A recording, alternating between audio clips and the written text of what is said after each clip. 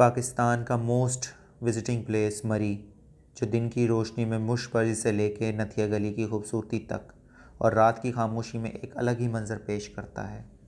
बहुत से tourist, college और यूनिवर्सिटी स्टूडेंट्स और बहुत सी फैमिलीज़ यहाँ आए, जिन्होंने विज़िट के दौरान यहाँ पे बहुत सी चीज़ों को देखा और जाते हुए अपने साथ बहुत से ऐसे लम्हात ले गए जो उन्हें मरी आने से रोकता तो नहीं, लेकिन रात के वक्त मरी की सड़कों पे घूमने से ज़रूर रोकता है।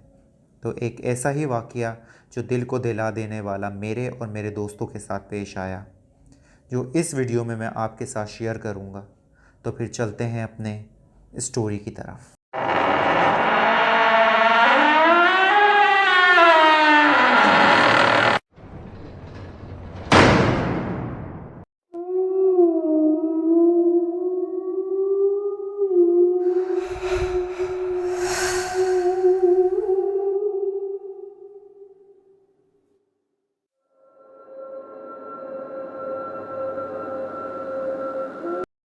सो गाइस, कहानी स्टार्ट होती है मरी से कि हम वेकेशंस बनाने के लिए सारे के सारे दोस्त निकले हुए थे यूनिवर्सिटी के, कि हमने सोचा था कि इस दफ़ा का जो टूर होगा वो मरी का होगा, और ऐसे हम पहुंच गए थे। तो हमने रात को आग लगाई हुई, खूब मस्ती की और सो गए। सुबह जल्दी उठ के, क्योंकि हमें सिनेमेटिक वीडियोस बनानी थी, हम तीनों दोस्त जो थे निकल गए जंगलात में। जंगलात में जाने के बाद हमें पता लगा कि इससे ज़्यादा खूबसूरती कहीं नहीं है, क्योंकि हल्की हल्की ओस गिर रही थी, जो शबनम आई हुई थी पौधों पे, उसे हमें कैप्चर करना था।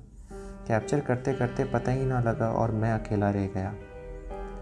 जब अकेला रह गया तो फिर मुझे अकेलेपन में ऐसा महसूस होने लगा कि दो आंखें हैं जो मुझे देख रही हैं, जो मेरी पीठ पे गड़ी हुई हैं। मुझे अनकंफर्टेबल फील हुआ। मैंने फौरी लिफ्ट ली और मैं वहाँ से निकल पड़ा, क्योंकि मेरे दो दोस्त थे, वो भी आगे पीछे हो गए थे सिनेमैटिक वीडियो के चक्कर में। तो मैंने जिस तरह करके भी होटल में जाना मुनासिब समझा, क्योंकि मैं अकेला उस जंगल में अनकंफर्टेबल फील कर रहा था। तो रास्ते में मुझे मेरा दोस्त मिल गया और उसने मुझसे डिस्कशन करी कि शाम को 4 बजे एक और जगह हमने देखी है, हम वहाँ जाएंगे और सिनेमैटिक वीडियो बनाएंगे। मैंने ओके कहा और हम वहाँ से चले गए वापस अपने होटल।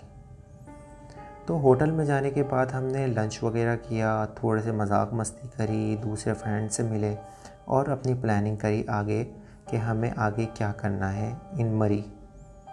तो मरी के अंदर जो सीन है वो कुछ और ही है, काफ़ी मज़ा आता है, ठंडा माहौल होता है। तो हमने फिर स्टार्ट किया 4 बजे घर से निकलना। तो शाम का जो मंज़र था वो देखने लायक था कि आखिरकार हम मरी में थे और कैसे भूल सकते थे मरी की शाम को। तो रास्ता जो था बहुत ही खूबसूरत था, हरियाली हरियाली थी, जो ओस गिर रही थी उसकी वजह से एक अच्छी सी खुशबू आ रही थी। हम इंजॉय कर रहे थे। इंजॉय करते करते हमारी गाड़ी एक ऐसी जगह से गुज़री जहाँ टेंडर था, जो मरी का टेढ़ा मेढ़ा रास्ता होता है हाईवे, उस पर नज़र पड़ी कि पता ही ना लगा और रात हो गई। जो रास्ता दिन में इतना खूबसूरत था, रात के वक्त इतना ख़तरनाक हो जाएगा ये तसव्वुर भी नहीं कर सकते थे। देखते ही देखते वो जगह हॉरिबल हो गई और रास्ते में सिर्फ हेडलाइट की जो रोशनी थी सिर्फ वो थी, और मरी का रास्ता बिल्कुल गुप अंधेरे में था। हम तीनों दोस्तों एक दूसरे की सांस को फील कर रहे थे। खामोशी तारी हुई थी कि अचानक से हमारी गाड़ी एक पेड़ के नीचे आके पंचर हो जाती है। पंचर होती है तो वैसी रास्ते से हम लोगों की बहुत बुरी हालत हुई थी। तो हमने सोचा कि चलो खैर है, अल्लाह का नाम लेते हैं और देखते हैं क्या सीन है। उनमें से हमारे साथ जो एक दोस्त था वो बहुत चंचल टाइप का था, वो निकल के इन टेंडर पे बैठ गया, जो साइटों पे जो रॉड्स लगी होती हैं रोड के, उन पे आके बैठ गया। अचानक से उसकी एक अजीब सी चीखने की आवाज़ आती है और हम लोग पीछे पलट के देखते हैं तो हमारा दोस्त वहाँ पे नहीं था, वो नीचे जा रहा था, यानी कि इन पत्तों के नीचे से खींचती हुई कोई चीज़ उसके लेके जा रही थी। तो हम लोग घबरा कर, हमने बहुत कोशिश की उसे आवाज़ लगाने की। ड्राइवर मुसलसल हमें कह रहा था कि आप यहाँ से निकलें, हम कैसे दोस्त को छोड़ के निकल सकते थे। तो हमने मुनासिब नहीं समझा। तो फिर हमने यही डिसीजन लिया हम दोनों दोस्तों ने कि हम उसे लिए बिना यहाँ से नहीं जाएंगे, और अल्लाह से मदद दरियाफ़्त करने लगे।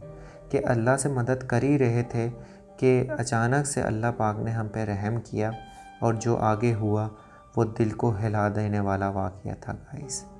क्योंकि जो अब आगे मैं आपको बताने जा रहा हूँ वो काइंडली कोई कमज़ोर दिल का है तो वो इसको ना सुने तो ज़्यादा बेहतर है, क्योंकि जो आगे पेश हुआ हमारे साथ वो बहुत ही ज़्यादा ख़तरनाक और हॉन्टेड था, जिससे आज भी सोच के हमारी रूह काँप जाती है। मैं और मेरा दोस्त ज़ोर ज़ोर से मेरे दोस्त को आवाज़ लगा रहे थे कि वो किसी तरीके से हमें जवाब दे। तो अल्लाह ने हमारी सुनी और मेरे दोस्त ने मुझे आवाज़ लगाई, हाथ दे। तो मैंने उसे फ़ौरी हाथ दिया और ऊपर खींचा। जब ऊपर खींचा तो उसकी हालत ऐसी थी कि बस उसके अंदर ऐसा लग रहा था कि सारा खून किसी ने निचोड़ दिया हो। उसकी आंखें बिल्कुल ऐसी फटी की फटी। जब उसने हमें बताया तो दिल को हिला देने वाली बात थी गाइस कि एक बला उसे ज़मीन की तरफ खींच रही थी, और वो बला इतनी ख़तरनाक थी कि वो उसका तसव्वुर भी नहीं कर सकता था। गाइस मैं आपको क्या बताऊं, आप खुद सोचें, आप एक जगह बैठे हों और पीछे से कोई इस तरह की चीज़ आके आपको खींच ले नीचे, तो आपका क्या हाल होगा गाइस। सीरियसली आप मुझे बताएं इस बारे में।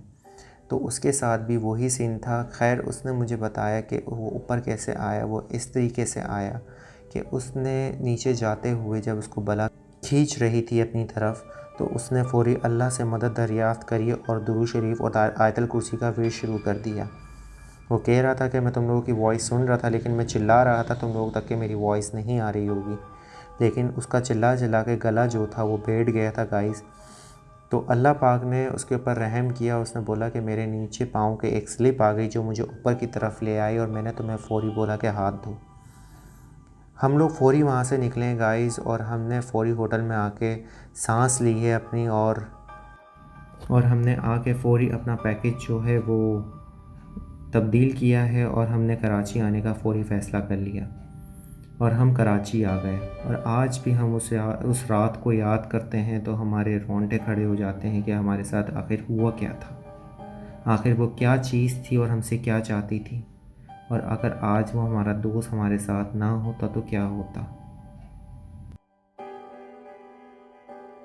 तो गाइज़ उम्मीद करता हूँ आपको वीडियो में पसंद आया होगा, और अगर पसंद आई है तो लाइक एंड शेयर ज़रूर कर दीजिएगा। फिर आप इजाज़त दें अपने इस पन के साथ कि आप लोग अपना बहुत ज़्यादा ख्याल रखेंगे। तो मिलते हैं नेक्स्ट स्टोरी में। अल्लाह हाफिज़।